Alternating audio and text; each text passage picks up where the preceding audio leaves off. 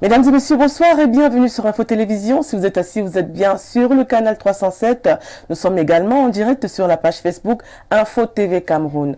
Alors oui, aujourd'hui on va parler de santé, on va parler notamment des faits de société et notamment du digital aussi. Vous savez, le digital est ce qui réunit et peut-être nous relie la jeunesse avec cette nouvelle donne d'influenceurs, entre autres, également du e-commerce et peut-être aussi de santé. Oui, la santé, elle est vraiment primordiale car aujourd'hui, qui dit santé dit épanouissement, développement et puis entre autres dit aussi acquaintance avec le bien-être. Nous allons parler notamment de ce qui se passe autour de l'univers sanitaire camerounais. Et oui, c'est vrai, il est bien vrai qu'il y a quelque temps, on a vu des grévistes, n'est-ce pas, des employés des hôpitaux et des médicaux, n'est-ce pas, demander de l'aide, notamment forcément concernant les indemnités qui n'ont pas été réglées. Aujourd'hui, on va recevoir un jeune docteur qui a l'habitude de passer dans les médias. Il va venir nous parler notamment de son parcours et aussi nous dire en quelque sorte ce à quoi il pressent notamment pour le devenir, n'est-ce pas, du jalon sanitaire camerounais. Sans plus tarder, nous allons accueillir l'invité qui est déjà là. Nous sommes de retour sur Info Télévision. Surtout, ne bougez pas car aujourd'hui, nous avons échangé avec notamment cet acteur du domaine sanitaire qui s'est fait connaître dans les médias et puis notamment par rapport à ses ouvrages et puis aussi sa participation à de nombreux congrès dans le monde. Alors, ce docteur n'est autre que le jeune docteur Albezé. Bonsoir, docteur Albezé. Bonsoir, Odile. Bonsoir à tous les téléspectateurs. Bonsoir à tout le Cameroun. Je dirais premièrement ici beaucoup de courage au personnel de santé, mais aussi à toutes ces familles qui ont connu de la douleur de perdre quelqu'un dans la vague actuelle de choléra. Alors, on vous dit économiste de la santé et également fondateur de IRSAD, qui n'est autre que l'Institut de recherche pour la santé et le développement. Alors aujourd'hui, on va parler de vous, notamment de votre parcours, de vos activités. On sait que vous glanez beaucoup, n'est-ce pas, de choses derrière vous, avec notamment votre participation dans le domaine sanitaire. Vous êtes également dans l'enseignement. On sait que vous donnez des cours, n'est-ce pas, à l'université de Douala. Mais avant de parler de ça, c'est vrai que l'émission aussi est axée notamment sur l'invité. On aimerait bien savoir, docteur Albert Zé, qui est connu déjà sur les médias et puis dans les réseaux sociaux, qui est ce mec qui, quelque part, essaye un peu de donner son avis sur tout. Comme on le dit assez souvent, on dit vous donnez votre avis sur tout. Pourquoi vous donnez votre avis sur tout? Et puis avant ça, dites-nous un peu qui est le docteur Albert Zé. Alors, le docteur Albert Zé que je suis n'a rien d'autre qu'un jeune Camerounais qui est soucieux de la vie de son pays. C'est ce jeune-là qui est un jeune citoyen qui pense que son pays mérite mieux et qui voudrait bien que le Cameroun puisse être ce véritable pays qui doit être. Donc, je me bats au quotidien à travers non seulement mes recherches, mais également mes prises de parole et de position pour que les propositions que je fais puissent aboutir à quelque chose de concret pour l'évolution de mon pays et je m'implique là-dessus. Et pour dire, en ce qui me concerne, c'est souvent assez difficile de se présenter soi-même. Je suis justement celui-là j'ai un PhD en économie mathématique et économétrie avec une spécialité en économie de la santé. Je suis enseignant du personnel de santé depuis pratiquement 13 ans aujourd'hui. Donc j'ai vu plusieurs promotions de personnel de santé passer devant moi. Mais également, je suis fondateur de l'Institut de recherche pour la santé et le développement. Par ailleurs, je suis expert au Centre d'analyse et de recherche sur les politiques économiques et sociales.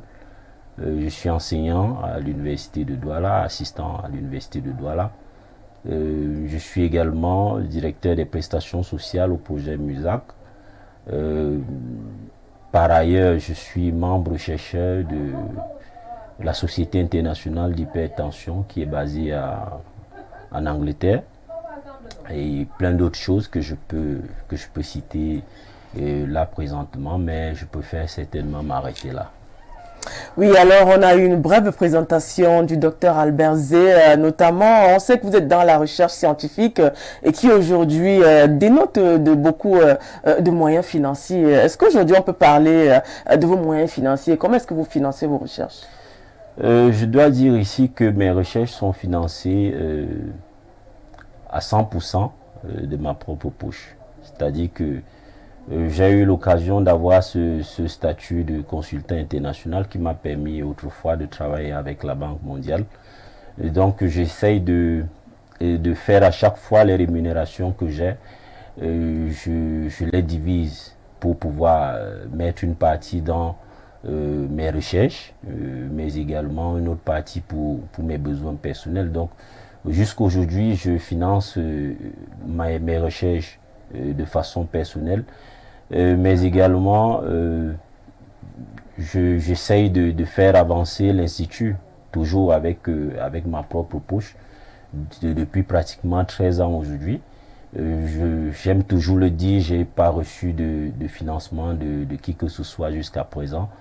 Et j'essaye d'avancer comme ça. C'est vrai que c'est très difficile lorsqu'on a des ambitions parce que déjà dans le cadre de l'Institut de recherche pour la santé et le développement, nous avons pour objectif et pour finalité de mettre en place un véritable laboratoire de recherche en Afrique basé au Cameroun. Et jusqu'à présent, nous continuons à chercher des financements pour cela.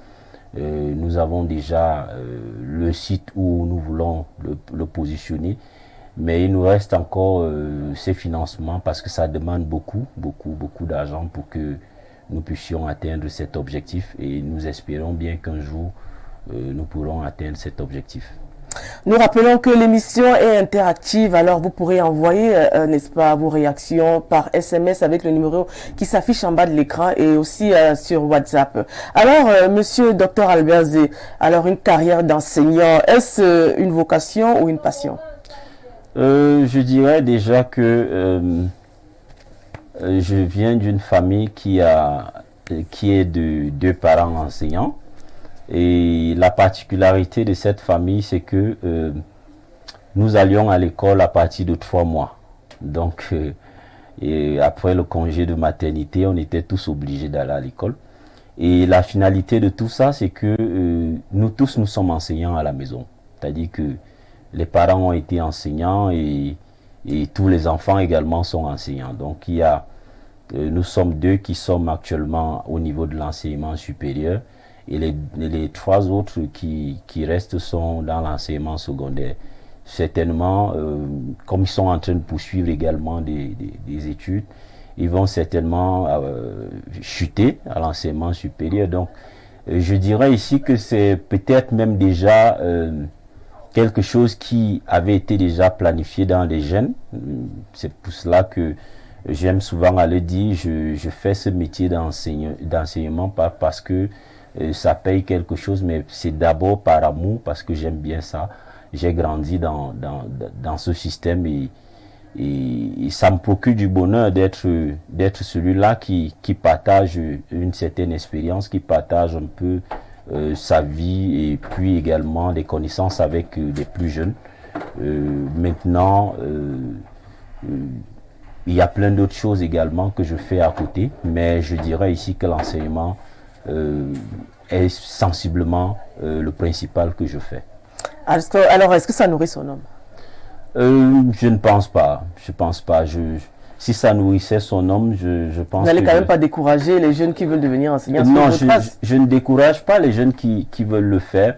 Je voudrais plutôt leur demander d'entrer dans l'enseignement par amour, par vocation. Parce que justement, c'est un domaine qui est assez ingrat, qui est assez difficile à vivre, surtout dans notre environnement dans lequel on se trouve. Vous avez vu, si on parle par exemple de ceux-là qui sont au secondaire, on a vu OTS l'année dernière, c'était pas agréable à voir, de savoir que les gens qui sont censés former se retrouvent en train de réclamer le petit bout de pain qu'ils méritent. Et vous avez souvent vu également, nous qui sommes à l'enseignement supérieur, il y a souvent des moments où on est obligé d'aller secouer des bureaux parce qu'il faut qu'on paye une petite prime de recherche et autres. Vous voyez, c'est pas très agréable, c'est pas très honorant pour des enseignants que nous sommes. Donc, vous voyez, c'est un monde assez complexe dans notre pays et tout ce que je peux dire aux plus jeunes, c'est que l'enseignement, c'est le prestige. L'enseignement, c'est que vous êtes, je dirais, au top de la société parce que avoir l'opportunité de partager des connaissances et partager autant de moments avec des plus jeunes, je crois qu'il faut être un privilégié pour le faire. Alors, docteur Albezé, on sait aujourd'hui que vous avez eu des réactions beaucoup plus sur les réseaux sociaux, notamment votre page Twitter, votre page Facebook. Est-ce qu'avec toutes ces réactions que vous avez, à chaque fois, vous donnez votre avis et peut-être des solutions, est-ce que vous voyez un changement dans tout ce qui se passe? J'ai pour principe de dire toujours que l'eau creuse la pierre. Et pour ceux qui ont déjà vu cette expérience peuvent le témoigner. L'eau creuse la pierre parce que une goutte d'eau qui tombe sur un même endroit de la pierre tous les jours finit par creuser cette pierre. Et lorsque je garde ce principe, ça me permet de rester focus sur ce que je fais parce que aujourd'hui certainement ça ne bouge pas, mais déjà il faut savoir que au fur et à mesure qu'on continue de faire ce genre d'activité, continuer de dénoncer et de faire des propositions, on finit toujours par arriver à un résultat. Donc, je ne perds pas espoir. Pour le moment, ça ne change pas encore de façon systématique, ça ne change pas encore comme on le souhaite. Mais la réalité, c'est que au fur et à mesure qu'on le fait, on voit quand même qu'il y a une certaine évolution sur un certain nombre de choses. Je ne pouvais pas imaginer. Je vais certainement vous raconter une petite anecdote. Il y a un grand frère qui est certainement votre collègue journaliste qui m'avait fait cette confidence. Il y a de cela 1 an, il me disait, le jour où il avait justement écouté ce que je disais il y a de cela 10 ans, il me disait qu'il pensait que dans les 3 mois qui vont suivre, je vais disparaître. Et que 10 ans plus tard, il se rend compte que je suis toujours constant et que je suis toujours là. Donc, c'est pour dire que je ne pouvais pas imaginer il y a des années aujourd'hui que beaucoup de choses, je pouvais participer à beaucoup de travaux dans ce pays. Vous savez bien que j'ai participé à l'audit à la Chambre des comptes pour le cas de Covid. Ça également, c'est un actif qui est assez important pour un indicateur assez important pour montrer que effectivement ceux qui pensent que nous parlons dans le vide ont tort parce que effectivement ce que nous disons est écouté par un certain nombre de personnes et qui prêtent quand même l'oreille à ce que nous disons. Et puis également, je voudrais dire ici que même si les choses ne bougent pas encore de façon significative au Cameroun, ailleurs déjà c'est bien vu. Vous savez également que déjà j'ai déjà plusieurs prix à l'international. Donc on se rappelle du prix en 2019 oui, que vous avez reçu en Côte. Exactement, j'ai eu ce prix en 2019 et en 2022. Oui. Et il y a de cela quelques mois, j'ai également eu un prix des Nations Unies sur les personnalités africaines les plus influentes en 2023. Donc ça prouve déjà que il y a des gens qui écoutent et que ça bouge, même si c'est pas encore visible. Donc le travail il est là, il est encore énorme et je pense qu'il faudrait absolument le continuer. Alors, on va commencer par lire quelques réactions. Merci pour l'émission, c'est ma première fois et je suis captivé de par les prises de parole de votre invité, l'enseignant aux multiples casquettes. J'aimerais savoir comment est-ce qu'il parvient à s'en sortir avec autant de travail. En plus, sa jeunesse, à quelle année a-t-il eu ces différents diplômes? Bon, il cite BPCE, probatoire, bac, entre autres. Valdez Fotso de Pingusso, Yaoundé. Mais je ne vais pas refaire mon CV ici. Si peut-être s'il voudrait comprendre, s'il voudrait avoir ce genre d'informations, il peut me contacter. C'est l'occasion pour moi de dire ici que je réponds à tout le monde qui m'écrit sur mes différentes pages parce que j'estime que cette proximité-là permet également d'aider les plus jeunes à comprendre un certain nombre de choses. Maintenant, sur la question de l'organisation, je voudrais dire ici que on ne parvient à un résultat positif dans la vie que lorsqu'on est discipliné. Et être discipliné ici veut dire qu'il y a beaucoup de choses qu'il faut nettoyer dans la vie. Il y a beaucoup de choses qu'il faut éviter de faire qui vous perdent justement le temps. Donc il faut avoir une certaine discipline de vie qui vous permet donc de vous concentrer uniquement sur l'essentiel. Et lorsque vous l'avez fait, le résultat il est là et vous vous en sortez. Alors, docteur Z, avez-vous mené une étude sur les médicaments de la rue, provenance et impact sur la santé des populations? Eric Lissouk. Si, c'est une étude que j'ai déjà bouclée il y a beaucoup de temps.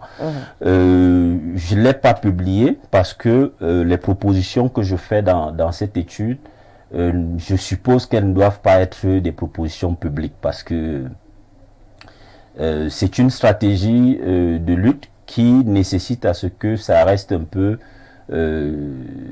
fermé.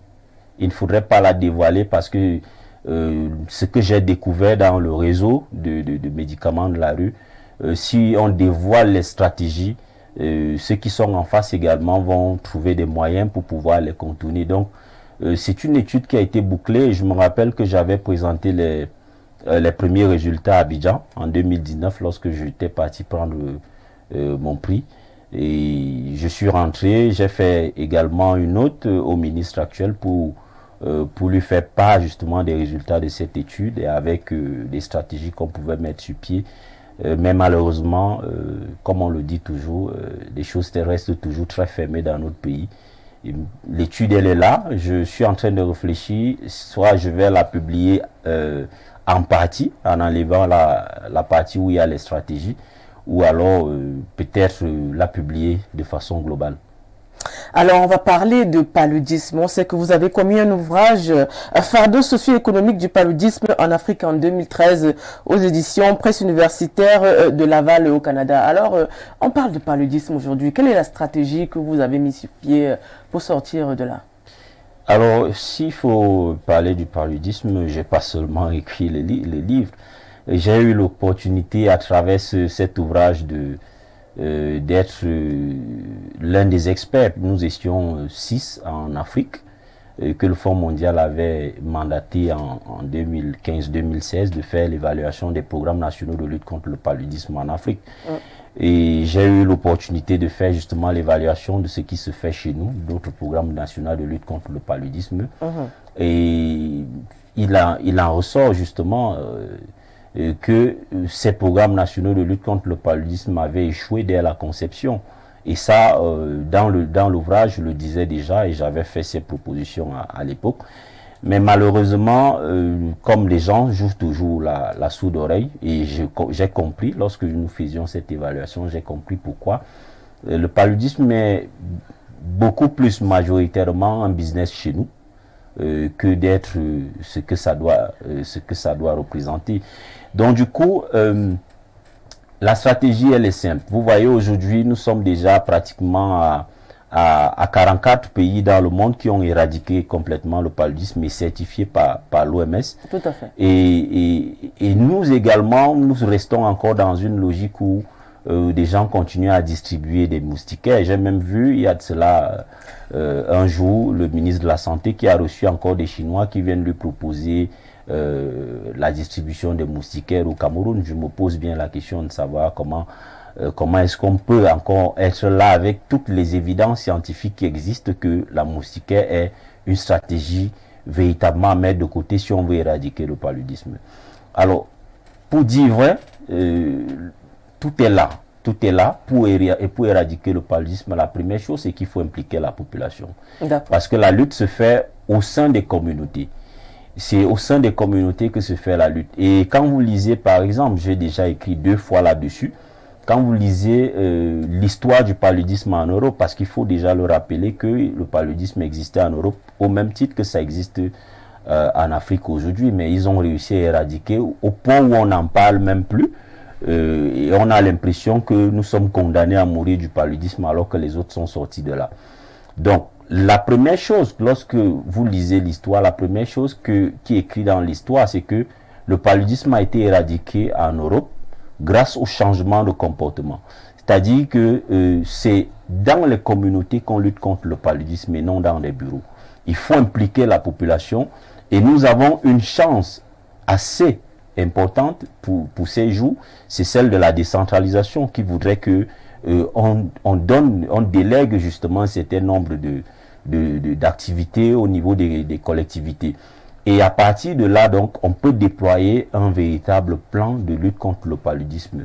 Je ne peux pas, certainement, on n'a pas assez de temps pour que je détaille tout ce que j'ai proposé là-dessus, mais je dirais ici que c'est un travail qui est possible d'être fait. Il suffit juste que on nous donne l'occasion de présenter ce que nous avons à proposer et que les discussions commencent pour que nous engageons véritablement ce combat. Et vous savez, pour chuter à ce niveau, que le véritable problème, le véritable blocage qui existe maintenant au niveau de la lutte contre le paludisme, c'est la volonté politique. C'est-à-dire que nos dirigeants n'ont pas encore la volonté de lutter contre le gouvernement. Non, c'est pas moi qui accuse. Ah, d'accord. C'est pas moi qui accuse. Si vous regardez, par exemple, il y a de cela 2 ans, pendant la journée mondiale de lutte contre le paludisme, le ministre de la Santé actuel l'avait dit. Il avait dit que il faut, parmi les recommandations, il disait il faut activer la volonté politique. C'est pas moi qui le dis. Ça veut dire que au sein du gouvernement, eux-mêmes, ils savent qu'ils n'ont pas encore la volonté de lutter contre le paludisme. Ah, selon vous, c'est une histoire de volonté. Exactement. Mais parce qu'on a vu sur l'une de vos pages, vous avez parlé de Belize, qui a éradiqué le palud. Oui, tout à fait. Oui. Et c'est pas le seul pays. Je vous ai dit on est déjà à 44 pays dans le monde qui ont éradiqué complètement le paludisme et certifié par l'OMS. D'accord. Alors, docteur Albert Zé, on a ce reportage où on voit notamment des grévistes. Vous qui êtes enseignant, il faut le rappeler, c'est vous qui enseignez justement les infirmiers d'État. Voilà. Que pensez-vous notamment de cette rogne, de cette hargne, n'est-ce pas, de ce personnel de santé qui aujourd'hui se dit abandonné? Et puis on a même vu certains qui ont dit on a abandonné le métier parce qu'on ne s'occupe pas de nous, le gouvernement nous a abandonnés. C'est très malheureux. C'est désolant en fait. Chaque fois que je vois ces images, j'ai tellement mal parce que vous savez, un enseignant est un peu comme un père pour ce qu'il tient au quotidien. Et voir ce que ça devient, c'est tellement difficile en fait. C'est difficile de l'admettre. C'est difficile de comprendre que dans un pays qui a autant besoin du personnel de santé, et qui a autant besoin d'un système de santé solide, qu'on se retrouve encore dans cette situation. Il faudrait peut-être le rappeler ici que nous sommes à environ, voire même plus de 55 000 comme déficit, comme manque de personnel de santé. Et quand vous regardez dans ce qui se passe actuellement, on a pratiquement 27 000 qui ne sont pas contractualisés, qui n'ont pas de statut. Donc, vous voyez un peu l'énorme déficit que nous avons en termes de personnel de santé. Et quand vous regardez la demande de santé qui est sans cesse croissante et qui est pressante en fait aussi, on se rend compte que notre gouvernement joue un peu avec notre santé. Et c'est vraiment déplorable de voir le personnel de santé vivre ce genre de situation juste au moment où on déclare que Covid est fini, avec tous les énormes sacrifices qu'on a vu ce personnel de santé faire pour nous. Si aujourd'hui certains peuvent porter de belles vestes, de beaux costumes et aller se vanter que le Covid a été bien géré au Cameroun. C'est grâce à ce personnel de santé que des gens laissent dans la rue aujourd'hui. Donc, moi, je ne comprends pas comment on peut s'approprier une victoire des gens, mais on n'arrive pas, ne serait-ce qu'à leur donner le moindre pain qu'ils réclament depuis des années. Et ça, je voudrais vous dire que j'ai souvent suivi beaucoup de mes étudiants, et je le dis, j'en avais parlé il y a de cela quelques années, que le réseau de prostitution qu'on veut engager sur le personnel de santé n'est pas du tout, c'est pas quelque chose de normal. J'en parle ici parce que il y a des pratiques qui ne sont pas bonnes du tout et qu'il faut dénoncer avec beaucoup d'énergie, avec violence. Vous vous imaginez des jeunes dames qui finissent leurs études, qui ont leur diplôme pour être personnel de santé, et qu'on conditionne pour avoir des rapports sexuels avec un certain nombre de personnes pour pouvoir bénéficier d'une promesse de contractualisation. Vous voyez, ce sont des choses qui dérangent effectivement notre société, qui détruit en fait notre société. Je vais vous dire, j'ai beaucoup d'étudiants qui sont revenus vers moi pour me parler de ça, et j'en avais parlé sur ceux qui me suivent depuis des années sur mes pages, sur les réseaux sociaux. J'avais commencé justement à parler, à écrire dessus, mais à un moment j'avais arrêté parce que vous connaissez bien ce que j'ai vécu et ce que je vis au quotidien comme menaces et autres. Donc ce sont des choses qui sont véritablement déplorables. Et lorsque vous regardez encore ceux-là même qui essayent d'avoir ce petit contrat, à qui on va peut-être donner un salaire de 35 000 voire 53 000 et autres, vous comprenez que nous sommes dans un pays où vraiment... Il paraît que certains abandonnent même la prostitution. Oui, bien sûr, bien sûr. Ça, je vais vous dire, lorsque je travaillais au Centre Pasteur, j'ai eu l'occasion de croiser plusieurs dans des centres de santé qui ont abandonné finalement. C'est-à-dire que vous êtes dans un centre de santé un peu éloigné, vous n'êtes pas dans votre village et vous n'arrivez pas à vivre décemment. Vous avez une subvention qui vient, soi-disant, du ministère, et qui est une subvention annuelle de 10 000 francs CFA. Qu'est-ce que vous pouvez faire pour le centre? Et plusieurs abandonnent, et c'est pour cela que vous allez voir qu'il y a beaucoup de centres de santé qui sont construits, très bien construits, mais qui sont habités par des chèvres, et parfois même il y a des populations dans des villages qui décident d'aller habiter dans ces centres de santé pour que peut-être on ne perde pas le bâtiment. Ce sont des choses qui existent, et on a suffisamment parlé, on a fait des recommandations sur un certain nombre de choses là-dessus, mais malheureusement on se retrouve encore en 2023 avec le personnel de santé qui réclame ne serait-ce qu'un bout de pain. Parce que là, quand vous regardez les revendications qui sont faites, ce ne sont pas des revendications qui exigent ici déjà le rehaussement de leur niveau de vie. Oui. Ils exigent juste qu'on leur paye ce qu'on a promis leur donner. Donc vous voyez que c'est-à-dire que en fait, notre gouvernement est du genre à tout bouffer, et que les autres ne doivent crever en quelque sorte. Non, mais il faut qu'on dise les choses de cette manière. Ça ressemble un peu à cette famille où le papa boit l'alcool avec des prostituées et finit avec tout son argent de salaire et rentre à la maison, dit aux enfants qu'il n'y a pas d'argent pour pouvoir leur payer à manger. Donc il faudrait qu'on soit sérieux. On ne peut pas se dire que nous serons émergents, et on ne peut pas se dire que nous allons parler de couverture santé universelle pendant que le personnel de santé, qui est le socle de l'offre de soins de santé, est dans la rue. C'est pas possible. Alors, nous avons les réactions. Bonsoir, Madame Odiléo, Dr Albezé. J'aimerais savoir où il a fait son cursus académique, plus précisément économiste de la santé, car j'aimerais être comme lui. Il est un modèle pour moi, Frédéric Dencolbisson. On sait quand même que vous venez du ministère de l'économie.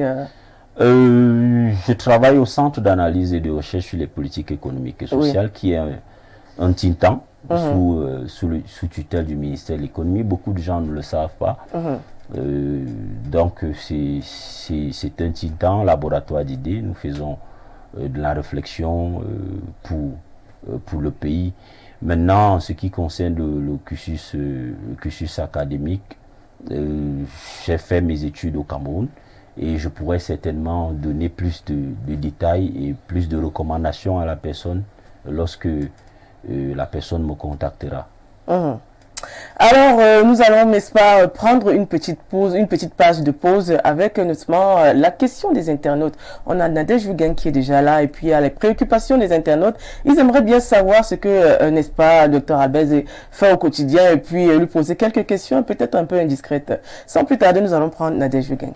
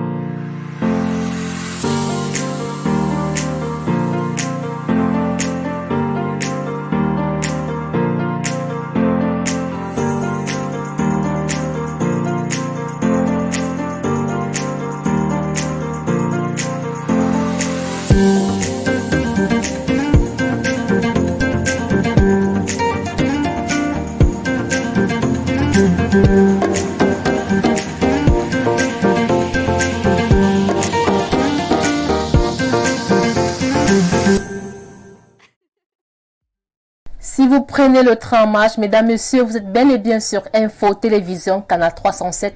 Bienvenue à cette deuxième partie consacrée aux questions des internautes et nous sommes en compagnie du docteur Z. Bonsoir docteur et bienvenue chez nous. Bonsoir. Bonsoir. Comment vous allez? Je suppose que je vais bien. Très belle tenue. Merci. Alors dans cette rubrique, vous allez répondre par oui ou non et apprécier certaines questions qui nous sont proposées par les internautes. D'accord. Alors, le prix du traitement Covid-19 dans le monde. Le Cameroun se trouve dans quelle fourchette? Plus élevé, moyen ou bas? Le prix du traitement du Covid-19 dans le monde. Je pourrais peut-être expliquer ici en disant que les populations n'ont pas payé chez nous parce que le président de la République, ça il faut le reconnaître, a fait quelque chose d'exceptionnel, de demander à ce que les populations ne payent pas et que l'État prenne tout en charge. Donc, du côté du paiement du traitement, on dira justement que c'était de 0 francs CFA, malgré le fait qu'il y avait d'autres petits mécanismes de jonglage qui sont dus à des problèmes de système de santé.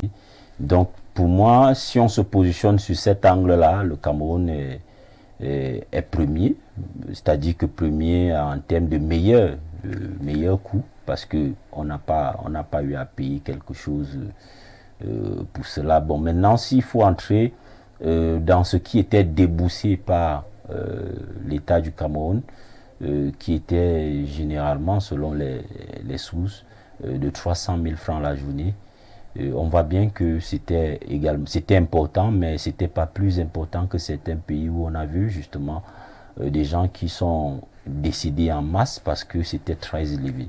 Je pense que sur ce coup-là, le président de la République du Cameroun a vraiment joué la meilleure carte. Le Cameroun vit une série d'épidémies, notamment le choléra, le paludisme, la rougeole. Quel impact pour notre économie? L'impact il est énorme. Vous savez que lorsqu'un individu est malade, ou alors lorsque vous avez votre enfant à la maison qui est malade, vous ne pouvez pas être là ce soir. Donc forcément, ça va prendre votre travail va prendre un coup et ça va jouer sur la suite, c'est-à-dire que la rémunération et autres, le bien-être et tout cela. Et puis également, il faut savoir que la majeure partie des personnes qui meurent de choléra sont des plus petits. Et quand vous avez donc une future main-d'œuvre que vous perdez aussi facilement, et vous savez également dans le cadre du paludisme, c'est beaucoup plus les moins de 5 ans. Donc nous perdons beaucoup de main-d'œuvre et c'est un préjudice pour la suite. C'est-à-dire que vous avez perdu la main-d'œuvre, forcément ça va jouer sur la suite de la vie. Et puis également, il faut savoir ici que les coûts de santé, au Cameroun, ceux qui nous suivent peuvent taper directement sur Internet pour voir. Les dépenses de santé des ménages au Cameroun sont exagérées, je peux le dire comme ça, c'est énorme en fait. Et ces dépenses de santé ont pour conséquence directe de faire basculer les ménages dans l'insécurité économique. C'est-à-dire que quand vous avez, par exemple, je prends un exemple très simple, hein, on soigne un cas de paludisme, ça c'est une estimation que nous avions faite lorsqu'on faisait l'évaluation des programmes nationaux de lutte contre le paludisme il y a de cela quelques années. On soigne normalement un cas de paludisme à 50 000 francs CFA dans un pays où le SMIC est suffisamment bas. Vous voyez bien que si vous avez 2 cas de paludisme chez vous, vous êtes déjà en insécurité économique et forcément ça vous cause un problème. Ça veut dire que votre mauvais état de santé dans votre ménage vous fait basculer dans la pauvreté directement. Et vous savez le poids que la pauvreté a comme négation dans le développement socio-économique. Quel est le regard que vous faites sur la gestion des épidémies et pandémies au Cameroun? Je pense qu'il y a beaucoup à faire. Il y a encore beaucoup à faire parce que je vais prendre l'exemple très simple. En 1994, ceux qui ont vécu au sud du Cameroun et qui s'intéressaient à un certain nombre de choses savent que le choléra avait décimé beaucoup de populations au sud du Cameroun. En 1994, j'ai des membres de famille qui étaient décédés du côté de ma mère. Et c'était assez compliqué parce que à ce moment-là, on ne savait même pas déjà ce que c'était effectivement. Et que vous voyez, de 1994 en 2023, qu'en pleine capitale, qu'on ait encore le choléra qui fait des ravages. Donc, il y a forcément un problème. Il y a encore beaucoup à faire. Et ce qui me gêne un peu, c'est parce que nos aînés refusent de comprendre qu'il y a beaucoup à faire. Ils sont toujours en train de... Lorsque vous dites que on ne peut pas faire la même chose et avoir le même résultat, ça veut dire qu'il faut améliorer. Ils vous font comprendre que tout est parfait. Pourtant, nous perdons des gens tous les jours pour des causes justement qu'on peut éviter. La lutte contre les médicaments de la rue, une bataille perdue par le ministre de la Santé? Je ne pense pas qu'il a même commencé. Il n'a pas commencé. Donc, on ne peut pas perdre un combat qu'on n'a pas commencé. Il n'a pas commencé. Je pense qu'il n'a pas eu le courage, il n'a pas eu la niaque de quelqu'un qui avait vraiment envie de s'attaquer à ce problème. Donc, il n'a pas commencé, donc on ne peut pas parler d'échec. Et quelle appréciation faites-vous de la vente des médicaments contrefaits? Il faut déjà faire une différenciation. Il y a des médicaments contrefaits et il y a des médicaments de la rue. Les médicaments de la rue, de façon très simple par définition, sont des médicaments qui se vendent hors circuit normal. Ça veut dire que dans la rue, on trouve non seulement des bons médicaments, mais également des médicaments contrefaits. Ce qui est le cas également même dans des pharmacies, parce que déjà, il faut le dire ici, que beaucoup de nos pharmacies, si je ne serais même pas peut-être exagéré, la plupart de nos pharmacies se ravitaillent dans la rue. Ça, c'est une vérité. Et nous savons tous là où il y a des entrepôts où les gens se ravitaillent dans ce pays.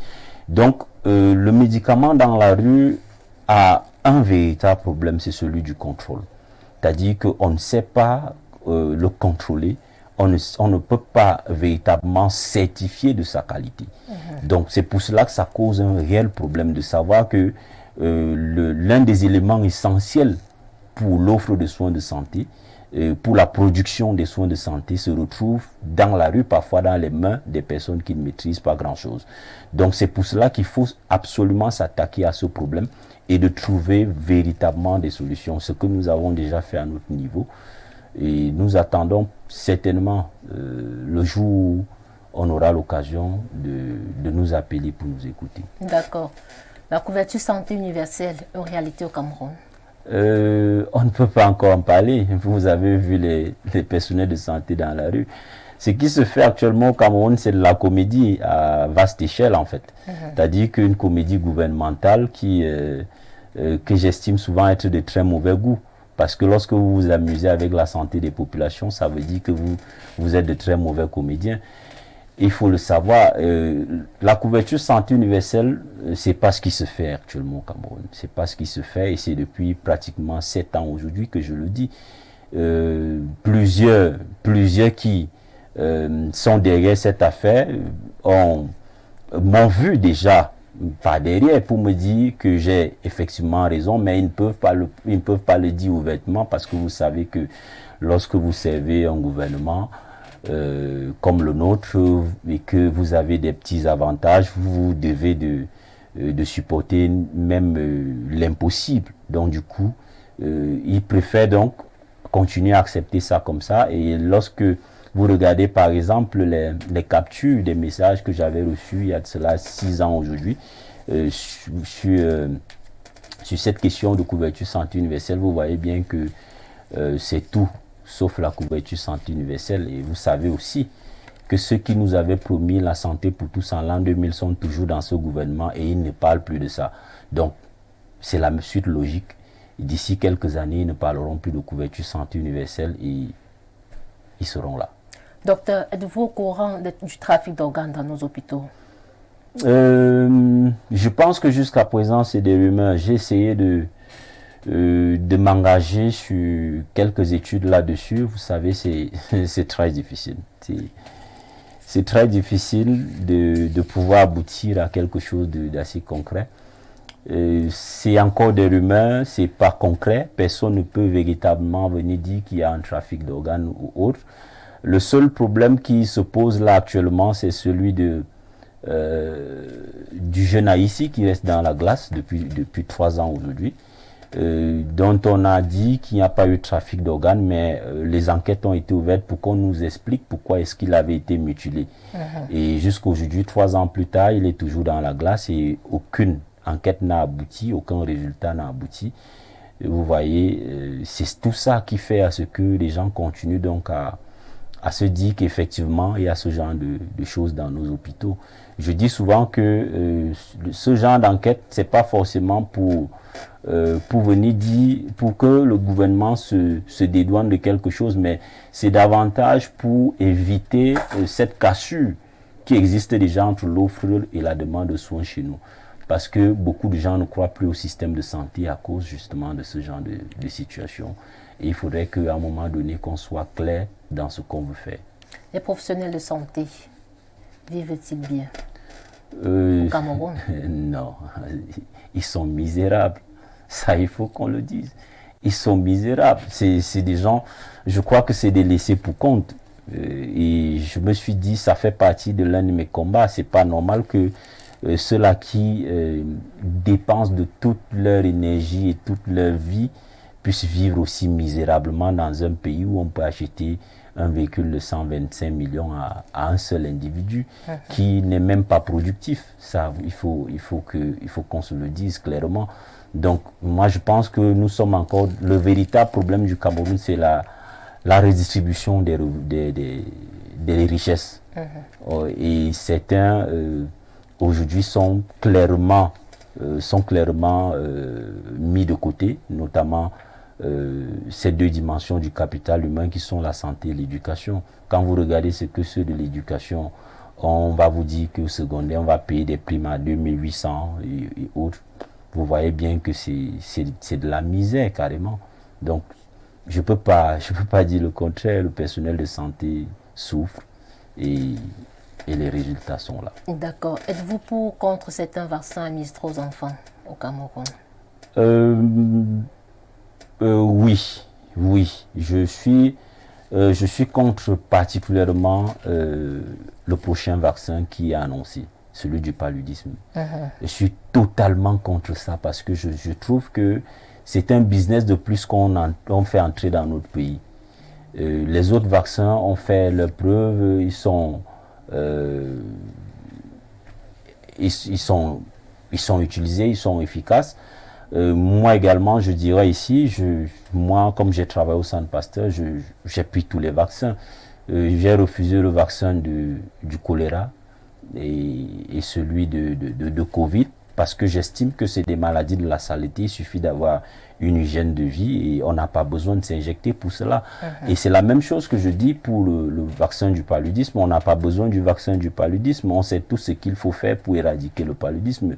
Tous les pays dont je parle ici depuis n'ont pas eu besoin du vaccin pour éradiquer le paludisme. Pourquoi est-ce que nous allons dépenser encore autant d'argent pour une histoire que si on avait pris cet argent et mettre cela dans l'assainissement et dans la promotion de la santé, on aboutira certainement à de meilleurs résultats. D'accord.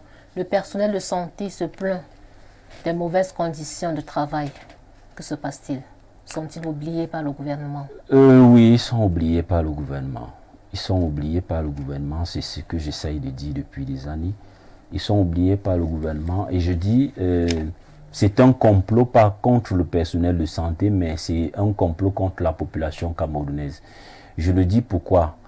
Quand vous voyez le personnel de santé qui demande des meilleures conditions de travail, c'est pour s'occuper de nous.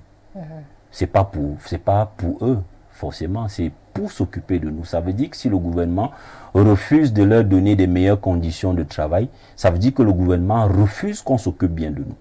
Donc c'est un complot contre la population camerounaise que le gouvernement a mis sur pied. Il y a des solutions. Il y a plein de solutions et ça je l'ai toujours dit. Quand on vous dit par exemple qu'il n'y a pas de l'argent, je vais prendre un exemple très simple. Vous voyez que les recettes hospitalières, elles sont sous-estimées, sous-évaluées. Et je voudrais dire au personnel de santé ici, pas pour mettre de l'huile dans le feu, mais pour dire que nous avons une étude qui est en cours de finalisation où nous avons fait effectivement l'estimation de l'enveloppe réelle des recettes hospitalières. Et il savait que les quotes-parts, par exemple, puisque les quotes-parts du personnel viennent de ces recettes hospitalières, il faut déjà donc dire une chose, c'est que les recettes hospitalières qui sont déclarées actuellement, c'est pas le vrai montant. Le vrai montant, c'est 72 fois ce qui est déclaré. Donc vous voyez, 72 fois ce qui est déclaré. Et quand vous poussez l'analyse plus loin, ça veut dire que par mois, les quotes-parts que le personnel doit recevoir, si aujourd'hui vous recevez peut-être 50 000, normalement c'est 6 fois ce que vous devez. En fait, vous devez recevoir 6 fois. Ça veut dire que ceux qui reçoivent 50 000 aujourd'hui doivent recevoir normalement 300 000 francs par mois. Mais comme ça a été sous-évalué, comme c'est sous-estimé, comme c'est pas déclaré en totalité, il y a beaucoup de fuites, il y a beaucoup de pertes. Vous avez donc le personnel qui continue à accroupir avec ces petites miettes qu'on leur donne, alors qu'ils produisent assez. Donc il y a ce problème, et j'avais posé ce problème au ministre de la Santé actuel en 2019, pour lui dire il y a des moyens de sécuriser et d'évaluer véritablement l'assiette des recettes hospitalières et pouvoir faire vivre le personnel de santé tel que cela se doit. Mais malheureusement, rien ne bouge. Avez-vous quelque chose à dire sur leur formation? Pour le moment, il y a beaucoup de manquements. Il y a beaucoup de manquements dans la formation. Mais je dirais ici que c'est une formation qui n'est pas des moindres en Afrique parce que vous savez que j'ai beaucoup de mes étudiants aujourd'hui qui sont installés au Canada sans beaucoup d'efforts. Donc il y a, comme dans tout pays, il y a des manquements qui sont énormes. Et ces manquements viennent justement aussi du fait que il y a beaucoup de politisation à l'entrée de ces écoles qui empêchent les plus méritants justement d'être dans ces écoles. Mais je dirais ici qu'il y a beaucoup de manquements, il y a beaucoup de choses à faire, mais nous ne sommes pas quand même moindres que certains ailleurs. Et ce que je voudrais dire, c'est qu'il faudrait que nos dirigeants s'attardent sur ces manquements pour que nous puissions effectivement améliorer notre système de santé. Je crois qu'il y a un médecin qui a parlé de plusieurs manquements il y a de cela quelques mois. Il faudrait se pencher dessus au lieu de le taper dessus comme on a essayé de le faire. Il faudrait plutôt l'appeler pour qu'il donne ses propositions pour pouvoir améliorer un certain nombre de choses. Et puis également, il y a autre chose dans dans ces formations que j'estime être très important, c'est l'actualisation justement de la question d'éthique, qui voudrait qu'aujourd'hui on enseigne véritablement la protection de l'image du patient dans nos hôpitaux. On ne devrait pas voir des gens qui arrivent à l'hôpital et leurs images qui sont sur les réseaux sociaux. Il faudrait que le système de santé soit suffisamment responsable et comprenne que c'est au personnel de santé de protéger ceux qui viennent vers eux. Et tout ça, il faut une actualisation assez importante des formations. Le Cameroun est l'un des pays qui a pu gérer la pandémie du Covid-19. Comment avez-vous apprécié la stratégie du gouvernement dans cette lutte? Ça dépend. Ça dépend. Lorsqu'on dit que le Cameroun est l'un des pays qui a le mieux géré, ça dépend. Je dis ça dépend. De quoi? Avec qui on veut se comparer. Parce que déjà, il ne faudrait pas qu'on se compare aux Européens. C'est pas possible. Je me rappelle que pendant cette période, j'avais fait une petite tribune où j'avais expliqué que il faut comprendre, lorsqu'on a une crise comme celle-là, plus vous testez, plus vous avez des cas. Moins vous testez, moins vous avez des cas. C'est comme par exemple demander à un aveugle s'il a vu quelqu'un passer. Il vous dira qu'il n'a pas vu quelqu'un passer et vous n'allez pas conclure que personne n'est passé. Donc c'est ça le principe en fait. J'avais pris sur pratiquement 5 mois et j'avais fait le cumul de tous les tests qui avaient été faits dans tous les pays africains. Ça n'atteignait pas la moitié des tests qui étaient faits dans un pays comme l'Italie en un jour. Vous comprenez que les Africains n'ont pas suffisamment testé. Bon, on a eu de l'accalmie, ça également c'était prévisible. En janvier 2020, j'avais fait justement une note de lecture qui est toujours publiée sur Internet. Avant même que Covid n'arrive en Afrique, je disais déjà que nous aurons certes peut-être beaucoup de cas, mais moins de morts parce qu'il fallait voir le profil épidémiologique et autres qui pouvaient déjà nous donner un certain nombre d'indices sur comment gérer la crise. Maintenant, à moi en tant qu'économiste de la santé, pour faire une évaluation de comment la crise a été gérée, bonne ou pas, je fais une combinaison entre les résultats de la crise, les résultats de la gestion et les dépenses que nous avons effectuées. Et à ce niveau, je ne peux pas dire que la crise a été mieux gérée parce que nous tous, nous connaissons la suite, nous connaissons d'où nous sommes aujourd'hui. L'argent a complètement disparu et quand vous regardez les résultats, c'est des résultats qu'on pouvait atteindre sans toutefois dépenser ne serait-ce qu'un sou. Donc pour moi, la crise n'a pas été bien gérée. Docteur, le personnel de santé est-il divisé? Oui, comme tout personnel au Cameroun. Comme tout personnel au Cameroun, vous savez que j'aime souvent taquiner certains en disant qu'il y a ce qu'on appelle les ventriotes. C'est-à-dire que dans tout domaine au Cameroun, on a réussi à créer cette espèce en fait. C'est-à-dire des gens qui ne regardent que leur ventre. Et même s'ils sont dans la misère, ils savent qu'ils vont bénéficier de quelques miettes. Ils ne savent pas qu'ils peuvent avoir plus que ça. En fait, ils se contentent des miettes qui tombent sur leurs mains et ils sont prêts à vendre tout le monde pour un plat de nourriture. Donc c'est déplorable. C'est pour cela justement que le Cameroun peine à avancer sur un bon nombre de choses parce que on a cette catégorie de citoyens qui ne voient pas plus loin que leur nombril. Est-ce que si vous étiez à leur place, on ne ferait pas mieux? Pareil, je veux dire. Je pense pas que je ferais pareil. La preuve en est que ceux qui me connaissent et me lisent au quotidien sur mes pages sur les réseaux sociaux savent combien de fois j'ai eu des propositions d'être corrompu. Mais je n'ai pas cédé un seul instant parce que je pense que nous méritons mieux. Nous méritons mieux. Certainement, ceux qui me connaissent aussi savent que je peux me passer de cette lutte-là parce que certainement, je n'ai pas faim. Il faut qu'on le dise, j'ai pas faim. Je peux me passer de cette lutte, mais je pense que c'est pour l'intérêt commun.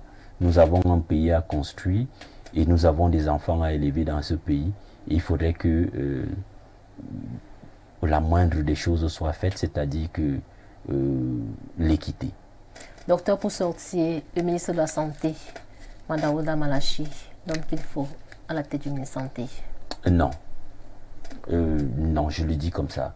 Je l'ai dit il y a de cela quelques jours, il avait tout pour être le meilleur ministre de la Santé.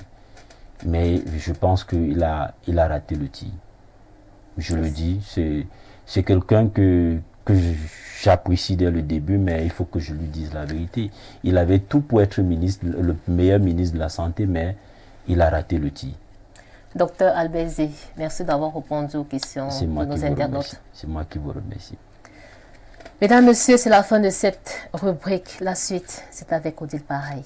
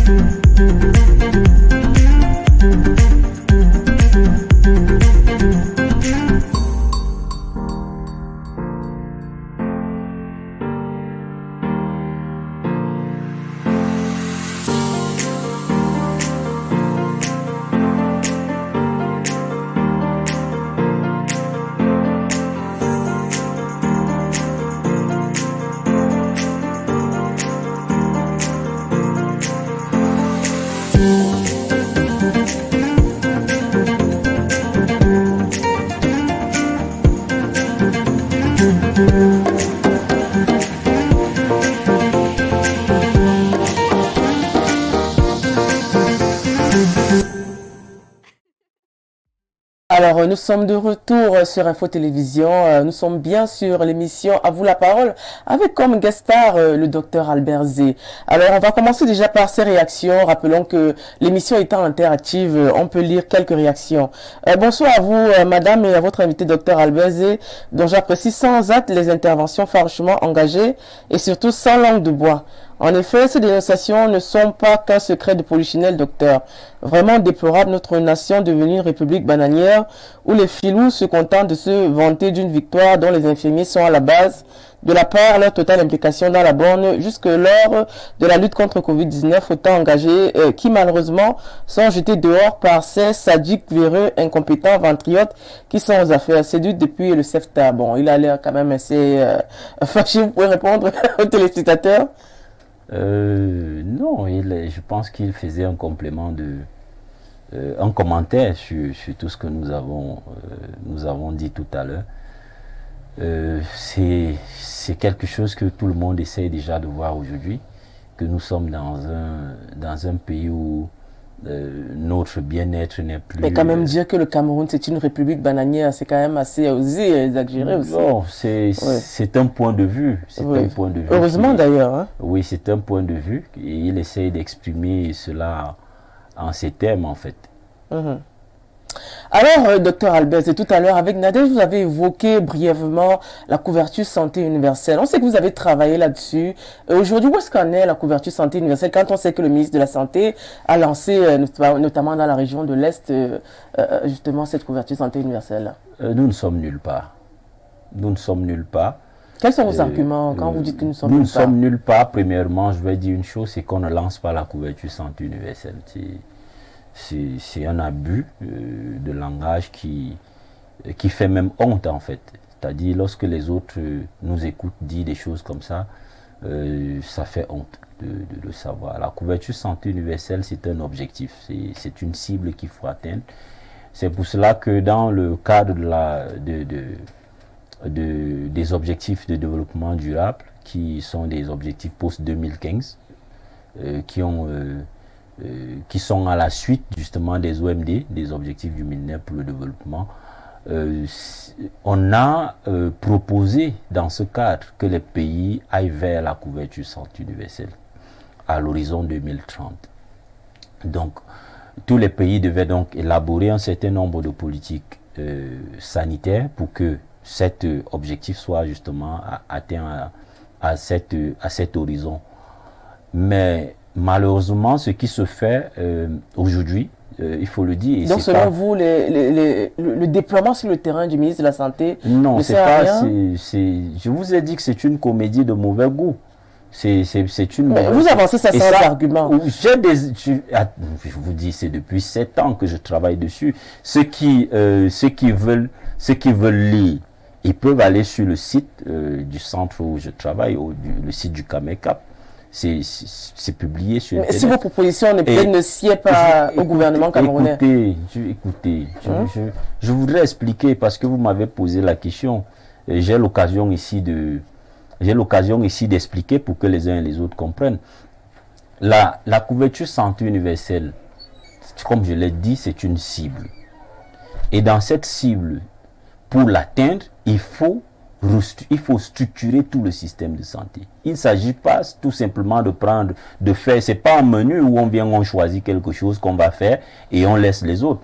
Lorsque vous allez sur le site, par exemple, de l'Organisation mondiale de la santé, on vous dit qu'il y a des préalables pour atteindre la couverture santé universelle. Pour parler de couverture santé universelle dans un pays, il y a des préalables. Premier préalable, c'est 4 préalables. Il faut un système de santé solide, efficace et bien géré, ce qui n'est pas le cas pour le Cameroun actuellement. Nous le savons tous. Si nous avons déjà le personnel qui est dans la rue, ça veut dire que le système de santé n'est pas solide, il n'est pas bien géré. Au niveau de l'efficacité, allez regarder les classements, allez regarder les indices de performance des systèmes de santé. Ça fait 23 ans que notre système de santé est parmi les 20 derniers, c'est-à-dire que nous faisons l'effort d'être statique dans la médiocrité pendant 23 ans. Pourtant, il y a des gens qui disent qu'on peut faire mieux que ça.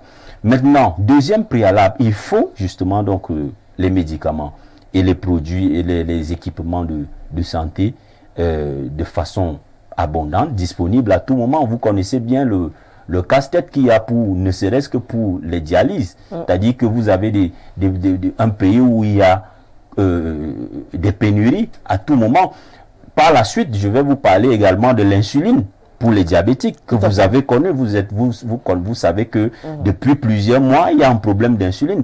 Quand vous avez un pays comme celui-là où vous avez pratiquement 90 à 95% des médicaments qui viennent encore de l'extérieur, vous ne pouvez pas parler de couverture santé universelle parce qu'à tout moment, vous pouvez être en rupture. La troisième chose qu'il faut mettre sur pied, dont il faut parler, c'est la maîtrise des coûts des soins. Vous avez encore dans un pays où les coûts de soins ne sont pas maîtrisés. C'est-à-dire que non seulement les produits pharmaceutiques sont difficiles à cerner au niveau du prix, mais également il y a encore un problème de demande induite qui cause un souci au niveau de ces coûts de soins de santé. Maintenant, la dernière chose, le dernier préalable, c'est qu'il faut du personnel de santé. Il faut du personnel de santé en quantité abondante, suffisamment bien formé et motivé. Alors, lorsque vous avez donc, dans un pays où vous avez pratiquement un déficit aussi énorme de personnel de santé, et que vous avez par la suite le personnel de santé qui n'est même pas motivé, c'est-à-dire qui se retrouve dans la rue, qui demande une seule chose, que leur cotisation sociale soit payée. Vous parlez de quelle couverture santé universelle? Maintenant, si on revient maintenant sur ce qui avait été proposé dès 2016, ce qui avait été proposé, ce n'était pas la couverture santé universelle, mais plutôt la couverture maladie universelle. C'est deux concepts bien différents. Et ici, j'explique souvent de façon simple. Ceux qui ont fait, par exemple, de l'algèbre linéaire connaissent ce qu'on appelle des ensembles et des sous-ensembles. Alors, la couverture santé universelle est un ensemble. Et le sous-ensemble ici, c'est la couverture maladie universelle qui est une entité qui permet d'aller vers la couverture santé universelle. Et cette entité-là intervient au bout du processus. C'est-à-dire que lorsque vous avez fini de mettre sur pied tous les autres piliers bien avant, vous pouvez donc faire bénéficier à la population ces soins de santé de qualité en mettant sur pied une couverture maladie universelle qui est une forme d'assurance. Alors, à ce moment-là, on disait déjà qu'il y avait un souci. On ne pouvait pas aller vers la couverture maladie universelle dans un système de santé qui a encore problème des déficits de l'offre de soins de santé où vous avez par exemple 0,08 médecins pour 1000 habitants Donc même pas un médecin pour 1000 habitants. On se pose la question, est-ce qu'on va faire de la magie? Donc, vous avez un neurochirurgien pour 25 000. Un neurochirurgien, on avait combien? Je pense c'est un neurochirurgien pour 1 million d'habitants. C'est-à-dire nous avons 25 neurochirurgiens pour tout le Cameroun sur 25 millions d'habitants. Vous comprenez qu'il y a un réel problème de ratio. Et maintenant, par la suite, on a laissé ce côté de la couverture maladie universelle qui avait déjà été élaboré avec un comité technique. J'ai eu l'occasion de participer à certains échanges lorsque j'étais à la Banque mondiale. Maintenant, on a une nouvelle ère qui arrive. Une nouvelle ère qui arrive avec le nouveau ministre de la Santé qui vous dit effectivement maintenant nous allons faire la couverture santé universelle et qui a botté non seulement le concept de façon générale en touche, il a botté la couverture maladie universelle qui avait été mise en place en touche et qui lui propose quoi? Il propose l'extension des projets déjà existants. Ce qui ne cadre plus ni avec la couverture santé universelle, ni avec la couverture maladie universelle qui avait été mise sur pied. C'est pour cela que je dis, là en fait c'est un peu comme si vous avez un produit, vous avez un emballage et puis à l'intérieur on a mis un autre produit.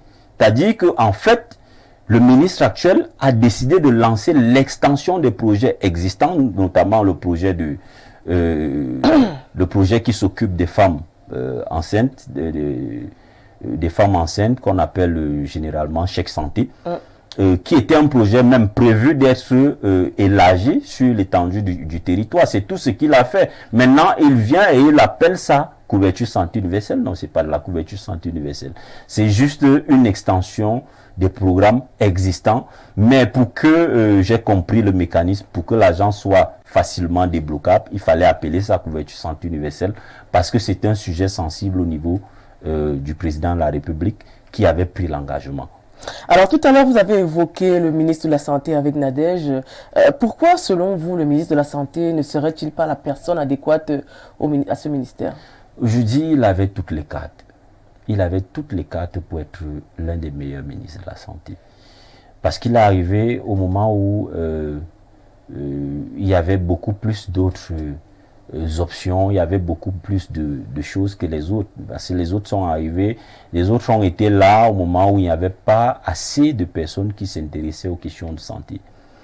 Lui, il a eu cette chance d'avoir beaucoup de personnes qui pouvaient l'entourer et qui pouvaient lui donner de la matière. Mais malheureusement, il a fait le choix de la facilité.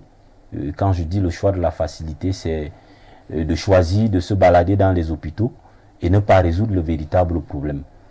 C'est ça le véritable souci ici. C'est-à-dire que quand il avait commencé cela, j'avais dit justement, et j'avais dit que nous avons connu un premier ministre ici dans ce pays qui essayait d'être devant les portails des ministères à 7 h du matin pour voir qui est entré, qui n'est pas entré. Mais il est parti de là sans résoudre le véritable problème de la fonction publique. Et à ce moment, c'est la même chose qu'il avait décidé de faire. En fait, ça ressemble un peu à ces joueurs de football qui font du spectacle mais ne sont pas efficaces sur le terrain. Donc, il avait toutes les cartes pour faire un bon match, mais il ne l'a pas fait. Il n'a pas fait de bon choix. Je ne sais pas s'il a encore beaucoup de temps à ce ministère, mais je dis, rien n'est perdu. Peut-être qu'il peut se réajuster et trouver de bonnes solutions pour que on ne retrouve pas toutes ces crises qu'il y a aujourd'hui au sein de ce système de santé qui, selon moi, ne fait que régresser. D'accord, nous allons prendre, n'est-ce pas, quelques réactions. Salut, comment comprendre une prolifération de formations dans les métiers de la santé au Cameroun? Quelle différence y a-t-il entre santé, médecine, hygiène? Quand on voit la situation actuelle du personnel de santé, comment encourager les jeunes à se former dans ce domaine? Différence entre infirmiers et médecins, c'est Émile Fossi depuis Yaoundé.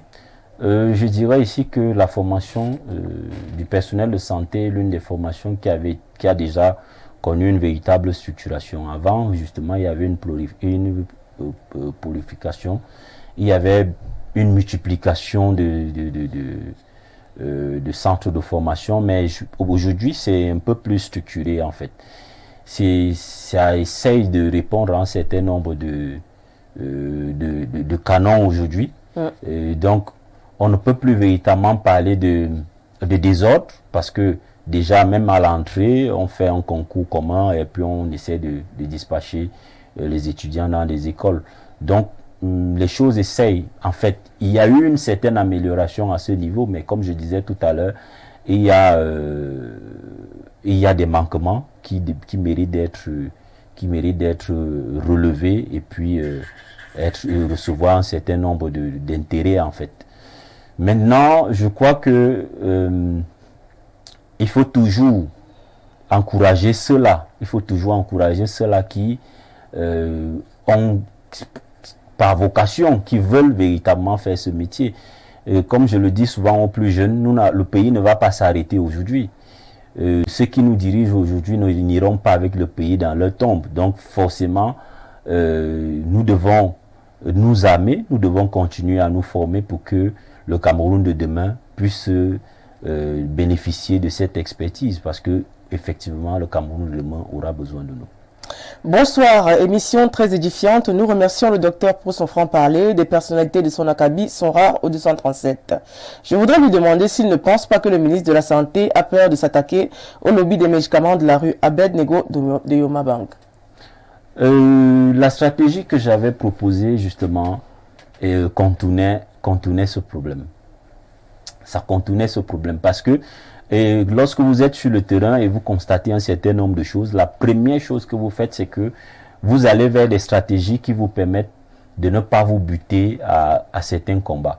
Et justement, j'avais fait cette présentation en Côte d'Ivoire. Là-bas, ils ont apprécié lors de cette conférence. Malheureusement, ici, même l'écoute, les gens ne veulent pas. Tout porte à croire que certainement il y a d'autres intérêts derrière. Alors on va faire une petite pause avec notamment quelques images qu'on fera défiler et puis le docteur Albert Zé nous donnera son avis et peut-être une appréciation. Sans plus tarder, nous allons prendre la première image. Nous avons l'influenceuse Marcel Kouetier, productrice, actrice et puis femme d'affaires. Alors qu'est-ce que vous avez comme avis sur elle? Je dirais aucun avis.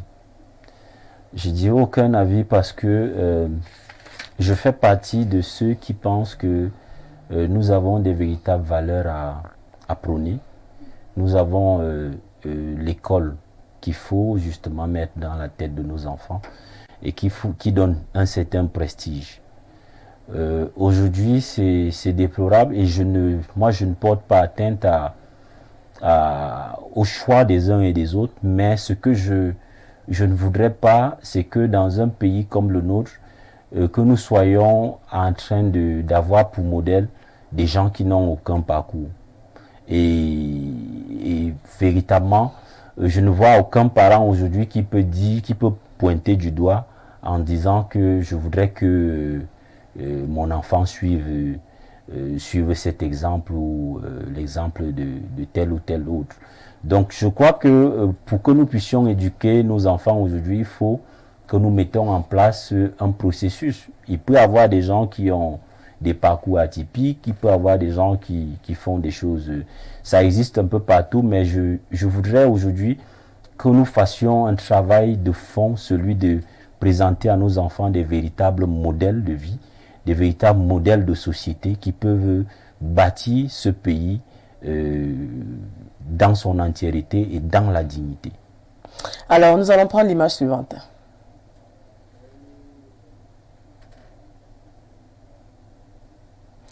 Alors, tout à l'heure, vous évoquiez, voilà, nous avons l'artiste rappeur Malox, le Viber, qui quelquefois fait des sorties un peu tonitruantes sur les réseaux sociaux. On connaît un peu sa musique, qui quelquefois ne semble pas appropriée, n'est-ce pas, pour une certaine éducation. Tout à l'heure, vous avez parlé de valeurs. Est-ce que selon vous, l'artiste Malox, très connu, adepte peut-être des remontrances sur certaines personnes, peut être cité comme un modèle? Je ne sais pas pourquoi vous dites que ça sa musique n'a pas Nous avons des chaînes de télévision, oui, des interdictions, des spectacles qui sont interdits. Je voudrais dire ici une chose. Premièrement, une chose, c'est que moi, je suis fan de lui. Je suis fan de Malox. Et là, vous vous contredisez? Non, pas du tout. Je vais vous dire pourquoi. Je suis fan de lui parce que c'est un individu c'est un compatriote qui est conscient de ses lacunes et qui est conscient des lacunes de la société, mais qui les dit telles qu'il les perçoit. Vous savez, nous tous, nous ne pouvons pas dire les choses de la même façon. Ce que je dis aujourd'hui, certainement, vous m'avez posé des questions sur le ministre de la Santé, sur le travail, sur les questions de santé. D'autres trouvent que je suis assez exagéré là-dessus. Il y a des gens qui me détestent pour ça.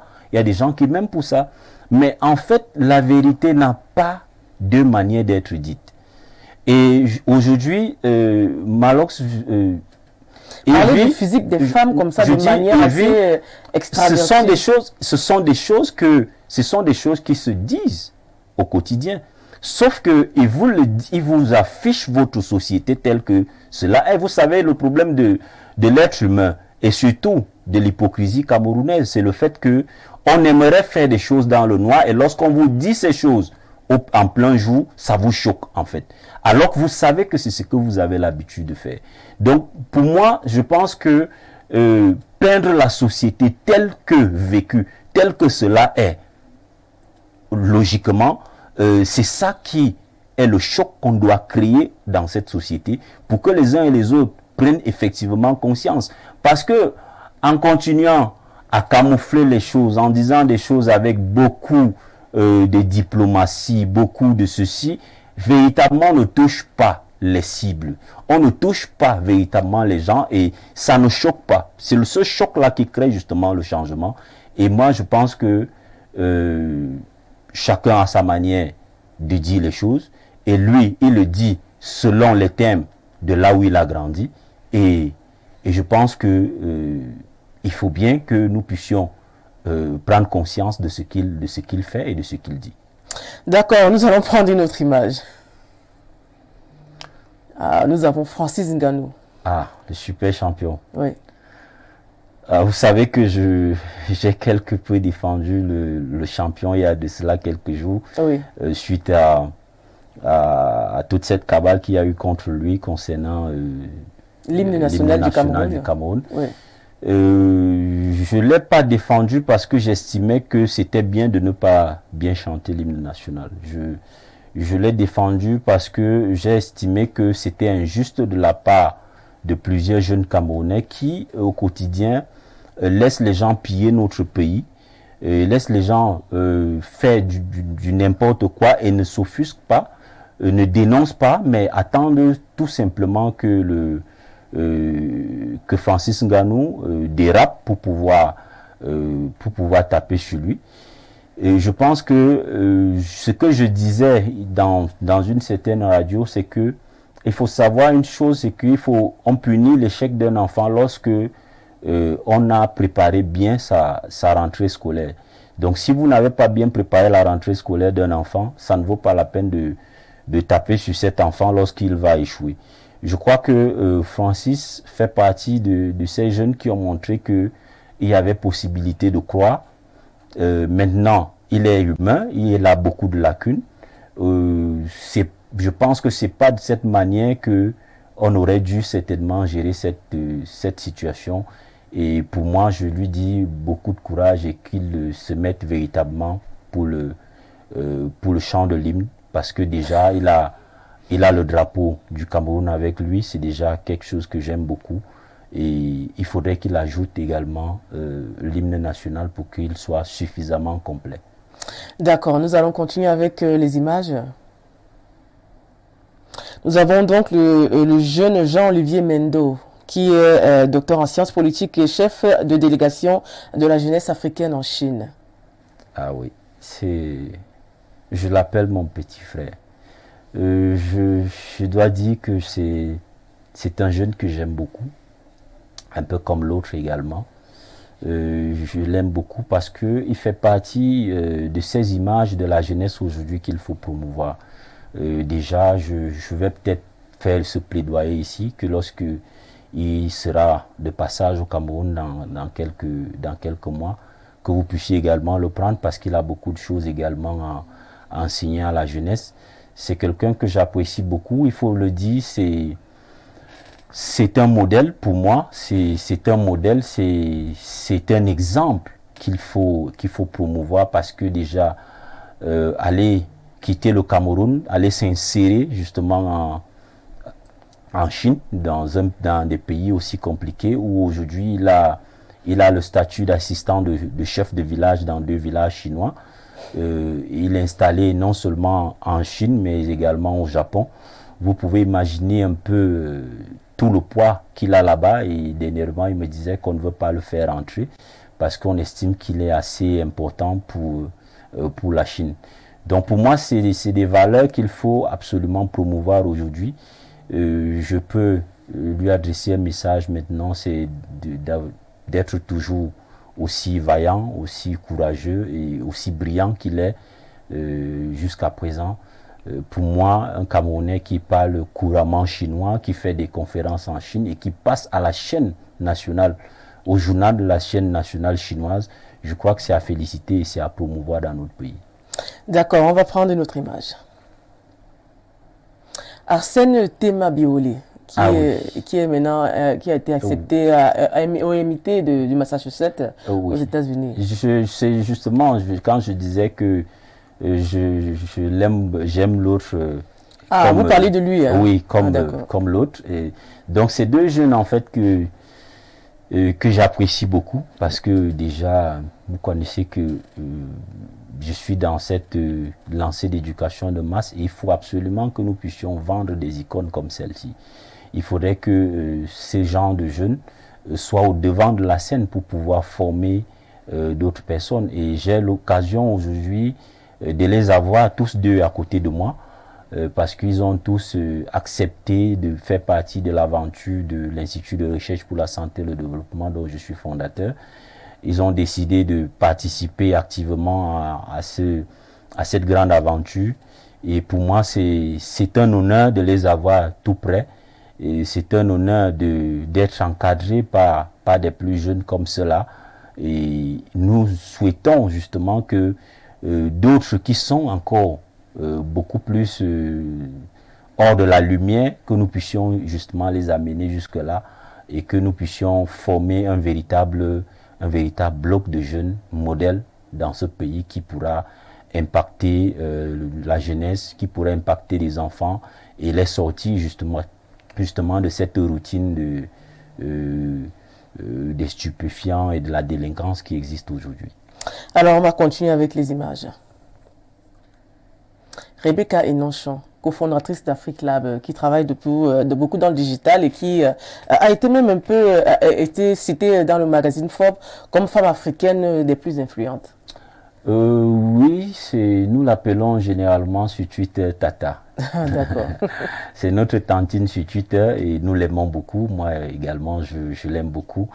Elle incarne justement cette puissance de femme en fait. C'est-à-dire que je l'ai connue sur Twitter, et après j'ai commencé à suivre un peu ce qu'elle fait au quotidien.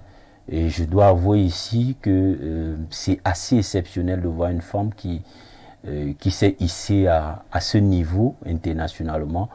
Et justement, lorsque je parlais tout à l'heure de la première image, voici justement le genre de modèle que nous devons promouvoir dans notre pays, et montrer à la jeune fille ce que la femme est capable de faire. Et je crois qu'aujourd'hui, la tantine, elle est ce modèle incontournable pour les jeunes filles au Cameroun. Et nous devons absolument protéger ces icônes comme étant des œufs. Alors nous allons continuer avec les images. Le jeune Belambela, ministre des Relations extérieures. Voilà, je vous vois sourire.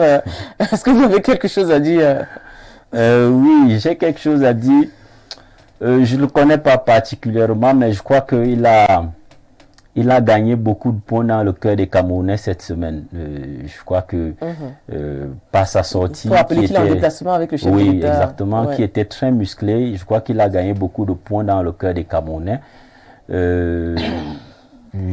ce que je souhaite, c'est que ce soit une suite logique et une suite sincère, et que ce soit toujours comme ça, pour que nous puissions justement protéger ce que nous avons de beaucoup mieux, qui est l'intégrité de notre pays. Et on va prendre la dernière image. Le ministre de la Santé, le docteur Malachi Malauda. Oui. Le ministre de la Santé, je vais le redire ici comme j'ai l'habitude de le dire. Il est mon ami. Mais je ne sais pas si je suis son ami. Je le dis parce que un véritable ami dit la vérité à son ami. Un véritable ami essaye d'apporter un peu de sa lumière pour aider son ami à faire beaucoup de bonnes choses. Et il le sait très bien que je lui ai proposé mes services gratuitement. Ça ne veut pas dire que je suis certainement celui-là qui est le meilleur dans ce domaine. Mais je voudrais dire ici qu'il a beaucoup de personnes qui l'entourent, mais qui en back-office ne sont pas ses amis, parce qu'ils ne lui disent pas là où il a fauté, ou alors là où il aurait dû améliorer les choses. Ils se contentent juste de ces miettes-là qui peuvent sortir de sa poche.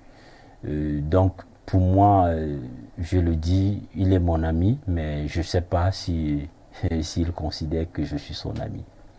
D'accord, nous avons terminé avec les images des personnalités. On va lire quelques réactions avant de clôturer l'émission. La médecine au Cameroun est compliquée lorsqu'on confisque déjà les patients dans les hôpitaux.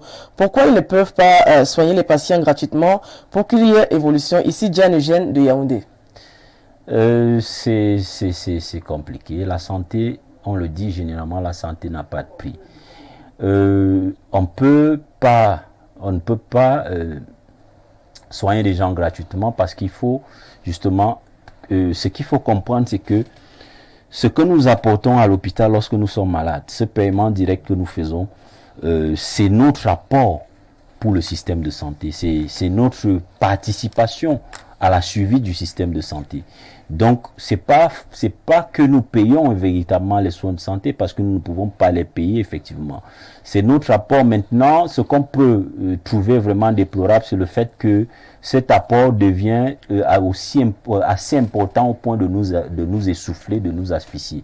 Donc, ce qui se passe dans tout pays, c'est qu'on trouve des mécanismes pour que cet apport-là soit relativement moins lourd sur des populations. Et ça, des propositions existent. Nous attendons le jour où ce sera possible que nous puissions les mettre en place. Merci, Dr Albez, d'être passé chez nous. Ça a été un plaisir de vous recevoir. C'est moi qui vous remercie, et je vous remercie de m'avoir donné tout ce temps pour pouvoir m'exprimer, pour pouvoir, une fois de plus, donner un peu de mon expertise à toute la population camerounaise, et ainsi qu'africaine, et pourquoi pas internationale. Donc, tout le plaisir est le mien. Alors, on va faire parler un peu vos neurones avec ces ouvrages qu'on vous offre. Est-ce que vous aimez la poésie déjà? Si. En fait, j'aime beaucoup la lecture. Alors, nous avons un auteur qui nous vient du Congo, Mukubi Dikuni, l'univers à l'envers. C'est vrai qu'on parle d'univers à l'envers, peut-être vous vous retrouvez là-devant. C'est édité aux éditions du Midi. Déjà, on salue Eric Tumke qui est l'éditeur. Voilà, nous avons un deuxième ouvrage, Les Pastiches, Djikwa Karimbuka, c'est un Nigérian. Toujours de la poésie, on espère que ça vous permettra, n'est-ce pas, de vous détendre un peu. Merci de nous avoir suivis. On dit merci à toute l'équipe technique. Merci à Nadège Juga avec la question des internautes. On remercie également le PDG Dieudonné Veng à la supervision générale. On remercie toute l'équipe qui nous entoure ici. Et puis, on se dit à vendredi prochain avec un nouvel invité, de nouveaux échanges et puis peut-être une ouverture d'esprit avec ces nouveaux contacts. Passez un bon week-end et puis on se dit à vendredi prochain et surtout, soyez sages. Thank you.